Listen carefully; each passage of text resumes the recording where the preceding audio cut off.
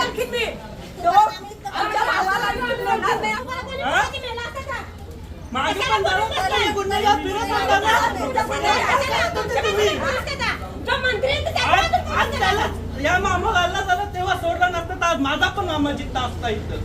माझ्या भावाला शोधायला गेलो तो भाऊ माझा योगेश मुकुंद तांगडी याच्या घराच्या शेजारी रस्त्याच्या पलीकडे बाजूला गवतात पडलेला होता. त्याच्यानंतर त्याला आम्ही माझे नातेवाईक मित्र यांच्या बरोबर घेऊन आपल्या स्पेक्ट्रम हॉस्पिटलमध्ये घेऊन आलो. तिथे डॉक्टरांनी तपासून त्याला मृत घोषित केलंय. प्रत आमच्याकडे द्यावी. आणि विकी भरत म्हात्रे हा गुन्हेगार, सराईत गुन्हेगार आहे. वालीव पोलीस स्टेशन, भिवंडी तालुका पोलीस स्टेशन अशा अनेक गुन्हे आहे. आणि मोक्याचा आरोपी आपल्या पोलीस स्टेशन मधून त्याला मोक्याचा प्रस्ताव गेलेला आहे. आता तात्काळ त्याला अटक करावी.